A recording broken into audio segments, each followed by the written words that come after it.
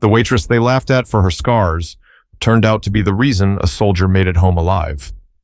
The bell above the door gave a tired jingle every time someone walked into Maggie's Route 74 diner just outside of Florence, South Carolina. It was the kind of place where truckers came in for black coffee and eggs at dawn, and local retirees argued over scratch-offs and bacon by 9 a.m. You could see the same dozen faces most days, give or take a couple of strangers passing through. But no one forgot Monica. Monica Traylor, 36, moved like she'd been here forever. Polite, efficient, but distant, like she was always keeping a piece of herself tucked out of reach. She worked the early lunch shift, started at 10 sharp, and clocked out before the dinner crowd came in. People noticed her all right, but not for her service. It was the scars. Long, twisted lines ran down both her forearms. They looked like burns, angry, uneven patches of skin that disappeared beneath her rolled sleeves. Some said they were from a car wreck. Others whispered darker things: drug use, jail time, self-harm. Folks never asked her directly, but they didn't need to. In a town this size, whispers travel faster than facts. Monica never corrected them. She never talked about it. She just smiled when she had to, took orders, and kept moving. A couple of regulars treated her kindly. Mr. Jenkins, who always sat in booth 3 and tipped well. Old Ms. Rosemary, who liked her coffee half milk and insisted on calling Monica baby girl. But most were content to leave her alone. Some looked at her like she didn't belong behind the counter, like her presence was something they just had to tolerate for the sake of a hot plate. That morning, it was already humid by the time Monica walked in. The kind of sticky southern heat that makes everything feel a little slower. She tied her apron, grabbed a coffee pot, and started making the rounds. No fuss, just another Tuesday. She didn't see the old man at the counter until almost noon. He wasn't one of the regulars. Thin, maybe late 60s or early 70s, with sun-leathered skin and sharp eyes that seemed to be scanning the room more than watching it. He had a military ball cap on, 4th Infantry Division, faded lettering, and a cane leaned against his stool. Monica offered her usual. "Can I get you started with some coffee?" He gave a quiet nod, then finally looked up at her. "You new here?" she asked. "Just passing through," he replied, voice raspy but calm. "Name's Frank." "Nice to meet you, Frank. Let me know when you're ready to order." She poured his cup, turned to leave, and his eyes followed her for a second longer than most would think to. At that moment, no one knew how the next few minutes would change everything. But trouble was already walking in the door. They came in loud, 4 of them, probably in their early 20s, dressed like they wanted people to know they didn't care about much. Cut-off shirts, ball caps turned backward, one of them dragging his boots like it was too much effort to lift his feet. Locals, not regulars. Monica clocked them immediately. They smelled like cheap beer and gas station cologne. They pushed 2 tables together and sat down like they owned the place. "Y'all got chicken fried steak?" one of them hollered before he even picked up a menu. Monica didn't flinch. She'd dealt with their type before. She walked over, pen in hand, polite but detached. "Yeah, we got it. Comes with mashed potatoes or fries." The guy grinned and elbowed his friend. "I'll take that, sweetheart. And bring some hot sauce. Not that weak stuff." One of the others leaned forward, squinting at her arms. "Damn. What happened to you?" he said, no attempt to lower his voice. "That from a meth lab or what?" The table burst into laughter, loud, mean. Monica stiffened, but didn't answer. She just jotted down the order. "Come on, I'm serious," the first guy pushed. "That don't look like no accident. You run into a fire or something? Or maybe you got wild with the razor blades back in juvie." More laughter. Frank, still at the counter, slowly lowered his coffee cup. Monica turned without a word and walked back to the kitchen. Her face didn't change, but her hands trembled slightly around her notepad. The cook, Earl, caught a glimpse of her but didn't say anything. Earl had seen her come and go, watched her work in silence for months. He knew not to pry, but out in the dining area, the jokes kept coming. "They let that serve food?" one said. "Man, I hope she don't bleed in my gravy. She probably sleeps out back behind the dumpster. Look at her arms. She looks like she'd been in a knife fight with herself." They didn't lower their voices because they didn't think they had to. People looked up from their booths, some pretending not to hear. Some just kept eating. A few shook their heads, but no one said anything. That's how it usually went. Frank watched the table quietly. His hands were folded, his jaw clenched. Monica came back out with the drinks, silent as ever. She placed the cups on the table one by one, not reacting when one of the men said, "Careful now, don't spill nothing. We don't want no acid burns." When she turned to walk away, one of them made a loud, sizzling noise with his mouth. And the rest howled again. She stopped just for a second, just long enough that Frank noticed the shift in her shoulders. He stood up, no rush, no drama, just placed his palm flat on the counter and stood. "Hey." The laughter slowed. Frank picked up his cane and walked over to the group. "You boys think you're funny?" The one in the front leaned back and smirked. "Relax, old man, we're just talking." Frank looked over at Monica, then back at the group. His voice was low, steady. "You ever serve?" The table went quiet. "What?" one of them asked. "I said, did you ever serve? Military?" "Hell no," the guy scoffed. "Ain't nobody trying to get blown up in the desert." Frank nodded slowly. "Didn't think so." The diner was still now. Forks rested on plates. Even Earl peeked out from the kitchen door. Frank turned slightly toward Monica. "What's that ink on your arm?" he asked, voice just loud enough for the whole room to hear. She hesitated, eyes flicking toward him. "It's 19th Forward Support Battalion, Afghanistan." Frank blinked. 2011? She nodded slowly. He exhaled hard through his nose. "Well, damn." And then he said the words that changed the room. "My daughter was in that unit." But the full weight of that sentence hadn't even hit yet. The diner was silent, except for the faint clink of someone setting down their fork. Frank's voice didn't rise, but it didn't need to. There was a firmness to it now, a kind of weight that made people listen. "My daughter, Rebecca Delgado, combat medic, served with the 19th, Kandahar, Helmand, Logar, 2011. You were there?" Monica nodded slowly, her eyes scanning his face, trying to place it. "I was attached to Bravo Company," she said. "Convoy ops. Route clearance." Frank leaned on his cane, staring at her like he'd just spotted a ghost in the middle of a Waffle House. "Your trailer." It wasn't a question. She froze. "No one ever called me that outside the wire," she said quietly. Frank stepped in a little closer.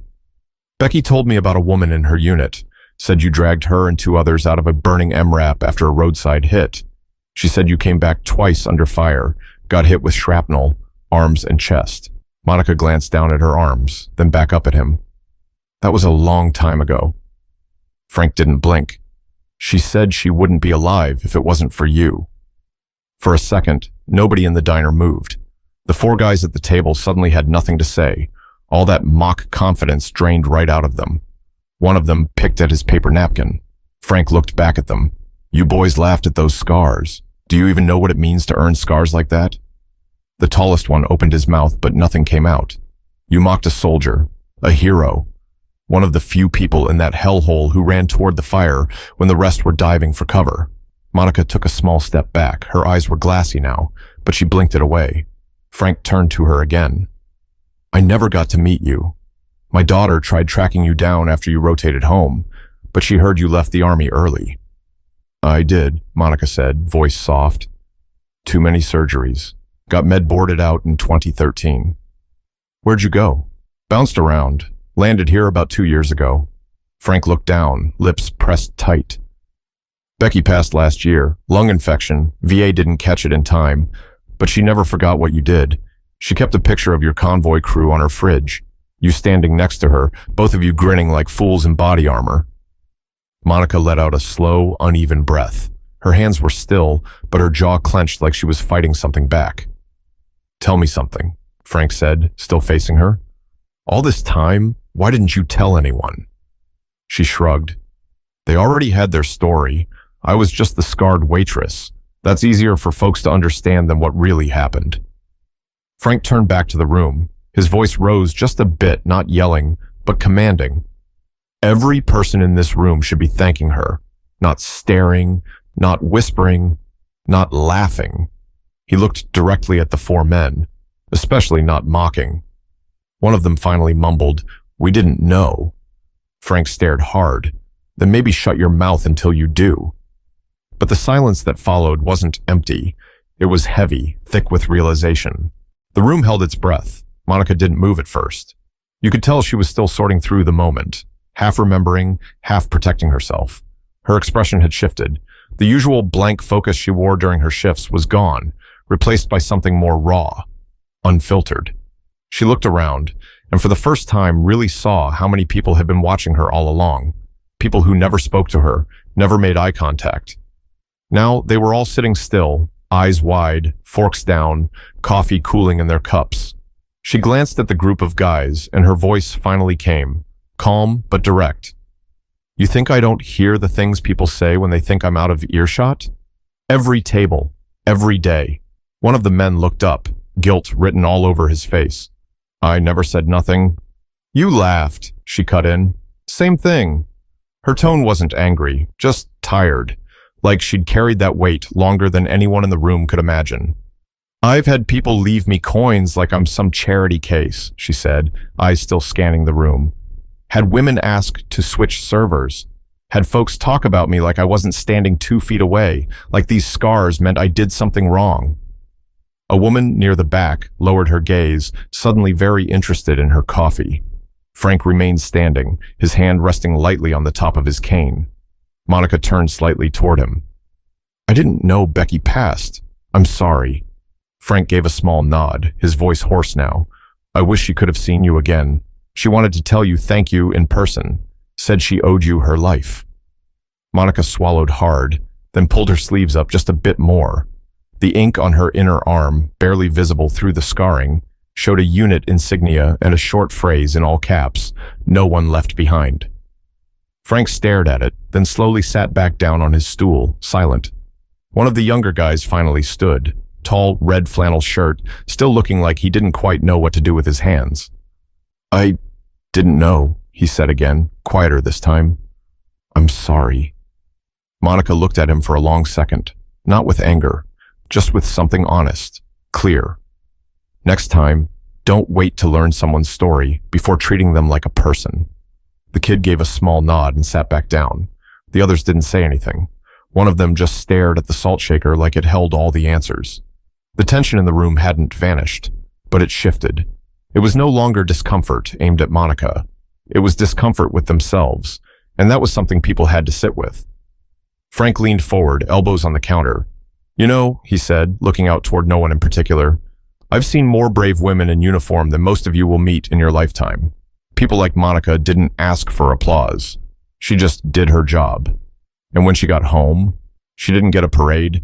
She got judged, looked at sideways, because it's easier for folks to believe a story they made up than one they're too uncomfortable to ask about. He looked at Monica again. I'm glad I came in today.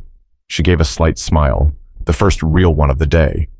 You want another coffee? She asked, trying to shift the moment. Frank chuckled. Only if you promise not to set it on fire. A laugh broke from a couple tables, not mocking, genuine, relieved. Monica poured him a refill. Across the diner, an older woman at a corner table slowly raised her hand. I'll take another sweet tea, baby, she said gently, giving Monica a soft smile. And thank you. It was simple, but it meant something. But not everyone was ready to go back to normal just yet. The air inside Maggie's diner felt different now. It wasn't just quiet, it was thoughtful. Monica moved between tables with the same steady pace, but now people looked at her differently. They weren't avoiding her arms anymore. They weren't rushing to look away. If anything, they were looking closer, but not with judgment, with awareness, respect. Frank sat quietly, sipping his coffee, watching it all settle. At the table with the 4 young men, none of them spoke much. The one in the red flannel picked at the edge of his paper placemat. The others sat with hunched shoulders, like the weight of their own behavior had finally caught up to them. One of them, shorter than the rest, with shaggy hair and a face that looked younger up close, mumbled something almost too low to hear. I'm sorry for what I said earlier. Monica turned her head slightly toward him. He looked up. For real, I didn't know. I didn't think. Monica nodded once. That's the problem. Y'all never think. She didn't say it with venom, just matter of fact, like someone who had nothing left to prove. The kitchen bell dinged. Earl pushed 2 plates through the window, then paused. Monica, he said, voice flat but clear. You good? She met his eyes and gave him the smallest nod. He nodded back and went right back to flipping burgers. Monica dropped the orders off and came back around to Frank, who was now folding a napkin in his lap like he had something else on his mind. "You really dragged Becky out of that truck?" he asked. Monica looked down for a moment, thinking. "Yeah, there were 4 of us. We hid an IED. She was trapped in the back seat. Flames were coming in through the side panel." She paused, her voice quieter now. "I burned through my gloves. Skin was coming off my hands. Didn't even feel it till we got back to the fob." Frank exhaled slowly. "She said you stayed with her for hours, even after the medics came." "I didn't want her to be alone," Monica said. "Sometimes that's all we had out there, each other." Frank looked down at his coffee. "I hope you know you gave me years I wasn't supposed to get. Becky came home, had 3 good years with her boy before she passed. That's because of you." Monica didn't answer right away. She looked out across the diner, watching a couple in their 60s split a BLT. "I'm not used to being seen," she finally said. Frank nodded. "You are now." At a nearby booth, a teenage girl who'd been listening leaned over to her mom and whispered, "She's a soldier?" The mother whispered back, "Yes, baby, a real one." And suddenly, the whole place just felt different. It wasn't about applause.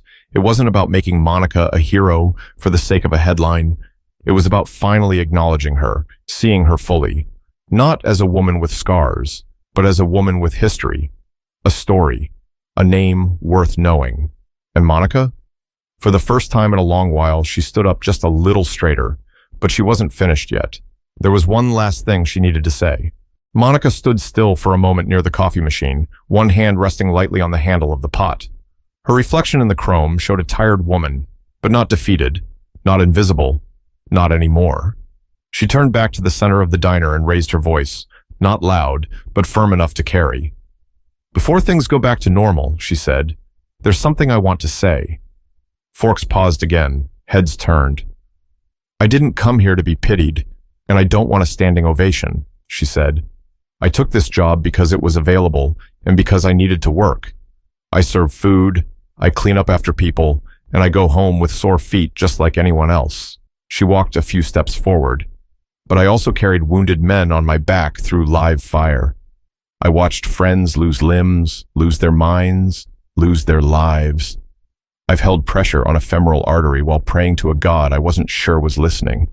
And I've walked through this town for 2 years, hearing people call me damaged goods behind my back because of the way my arms look." Her voice didn't break. She didn't tear up. "I never asked anyone to know my story, but I also didn't expect so many people to make one up for me." Frank nodded from his seat, not interrupting, just letting her finish. She looked at the group of young men again, her eyes softer now, but still serious. "It's easy to laugh at someone when you think they're nothing. It's harder when you realize they're more than you'll probably ever be." The red flannel kid swallowed and looked down again. Then she looked around the room one last time. "You don't need to thank me for what I did over there, but if you take anything from today, just remember this. Don't assume you know someone's whole story just because you see one page." She took a deep breath, then walked back to the counter and poured a fresh cup for Frank, who smiled like he was looking at someone his daughter would have been proud to know. A few seconds passed, and then slowly, a man near the back gave a quiet clap. Someone else followed. It wasn't a cheer, it wasn't loud, but it was real. Monica didn't bask in it. She just offered a small smile and went back to work. Frank finished his coffee and stood up, sliding a 20 under his cup. "Take care of yourself, soldier," he said. Monica gave a short nod. "You too, sir." He stepped toward the door, and as he passed the 4 young men, he paused just long enough to say, "Do better." They all nodded without speaking. As the bell jingled and Frank walked out into the thick heat, the door shut behind him, but the weight of what happened stayed behind like steam off a stovetop. Inside, things went on. But something had shifted. Maybe not the whole town, maybe not forever. But in that room, in that moment, eyes were opened. And Monica? She wasn't just the woman with the scars anymore. She was the woman with the story. Next time you see someone who looks different, who acts quiet, who doesn't fit what you expect, pause before you judge. Ask before you assume. Because behind every scar, behind every silence, there might be a story worth listening to. Treat people with dignity. It costs you nothing, and it could mean everything to them.